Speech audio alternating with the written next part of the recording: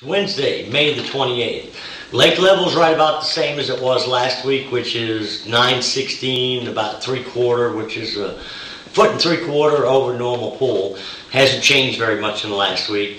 Now the water temperature's been coming up. It's about 70 degrees in the morning, and it's been warming up to 72, 73 degrees. We've had a lot of clouds in and out, and wind for the last week. The top water bite's been phenomenal, especially if you got clouds. I mean, they will bite it throughout the day, but if you've got clouds, overcast, low light conditions, they're not biting it every place you go. You got to move around a little bit. But whenever you find them, I mean, we're catching the smallmouth, Kentuckys, largemouth, white bass mixed in with them. It's been a ball. A lot of them are by gravel points and pockets just outside the spawning areas. A lot of these fish now are done spawning. They're back out there resting. They're going back out to the deep water. A lot of them haven't gone deep yet. They're just suspended out there. And then with the shad in the middle of their spawn, there's just a lot of bait activity. When the bait comes across these points, it gets all them fish grouped up. But it's been working from one end of the lake to the next as far as the topwater bite. I haven't done it very much up in the river arms where the water's dirty. I've mainly been fishing the clear water. And the bait, there's several different baits. Whenever they start busting, you can catch them on just about anything on top, whether it be a spook, spook junior, or the regular size. What's been working the best for us is a jointed redfin, and either throwing like a chrome black or a smoky joe. We've also been throwing some pop-Rs. Those are working good. Redfin seems to be working the best when the fish aren't coming up, because it'll pull them fish up out of the submerged trees. A lot of these, some of the better fish we're starting to catch a largemouth that is submerged in the treetops. Now, a lot of the fish we're catching off the gravel it's just flat bottom, and the fish really aren't relating to anything other than chasing the shad. But when we can't get that to work, we'll go to some main lake and secondary points that I know there's submerged timber there, and then fish are just resting in them treetops, and you can usually pull some out of that.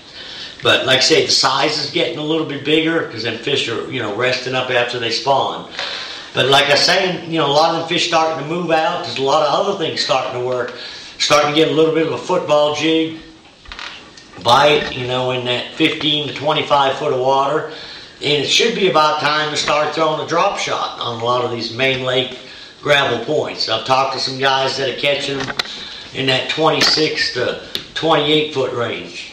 And what I would use on a drop shot would be like any kind of little 4-inch finesse worm, like a Chompers or a Zoom. These are some that a guy hand pours for me. But a watermelon red, watermelon candy will work good. Another one, the color that works good in the finesse worm is a plum. And this is a Zoom has been making them now, and it's called a crosstail. It's a little bit short. It's about a 3.5-inch bait. It'll work real well. Now what we're doing for that, and the same with the football jig, is just getting outside the spawning pockets on a lot of these flat gravel points. It works a little bit better if it's got a deeper channel on one side or the other. But until we get a thermocline developed, they're not out there real deep yet. They're, like I say, 22 to maybe 28 foot deep. Some of them are on the bottom, some of them are just off. And there's been some big Kentuckys out there, and each day there seems to be more and more fish moving out there on that deeper structure. Now we got 2 days of forecasted rain coming in. They say we could get anywhere from 3 to 5 inches of rain. That may change things up quite a bit, but I mean, as long as they're biting the top water, and we got cloudy conditions, 90-95% of the time, that's about what we're going to be throwing. And in them same areas, we can also catch them on a swim bait, like I'm throwing a scrounger head with just a regular size fluke, or been putting a 7-inch magnum fluke on it. And this has got weight built into the head, and what we've been doing is just counting it down to 8 or 10 feet and just reeling it real slow. Another bait that should work as well is like a 4-inch storm swim bait. It's got a heavy head on it, and most of the time I'm throwing this on real heavy line, 15 to 20 pound line. Now if you throw in the swim bait, you're going to feel a lot of short strikes. A fish will just come up and kind of grab the tail sometimes, You might have to let them hit it 2 or 3 times. You don't want to set the hook till you actually feel them load up on it. But it can be a lot of fun to fish, and these will work after they've stopped biting the top water. After they've stopped chasing, the fish are still out there on them points. They've just gone down 8 to 10 foot, or they're down in the tops of them submerged trees, and that's a good way to catch some of those fish there. But like I say, with the rain, and it's still a good flipping bite. I mean, we still got 1.5 to 2 foot of water, and some places it's 3 or 4 feet if you can find the right bushes. Now, if the lake comes up and starts to get dirty, the flipping bite should even get better. But I think this past weekend it took 17 pounds to win a tournament, and I understand that they were caught flipping bushes. And then I think a lot of the guys from second on down to fifth, the majority of the fish were caught on top water. So I mean, to me, if you can catch them on top, there's no better way to catch them. It's so much more fun catching them on top, and you can catch some big ones on top too. So, like I say, another thing, if you're in there flipping some bushes and maybe the winds, we've had a lot of wind. If the wind's blowing too much where it's hard to hold the bait or the boat in one place where you can flip effectively, take a spinnerbait and throw a spinnerbait up around the bushes and through them. And also a small square bill crankbait like a 1.5 or a Strike King or even a little Bandit 200 series.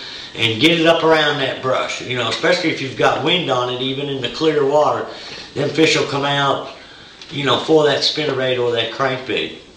If it's real still in them bushes, I've been able to catch some on a Cinco, a green pumpkin. Let me see here. The green pumpkin Cinco with black flake, and what I'm doing with it, Gizmo thinks this food's there. But I've been taking it with just a 3 or 4-aught hook with no weight, kind of throwing it up around the bushes just like how you throw a fluke. And there's still, some buck bass up in there.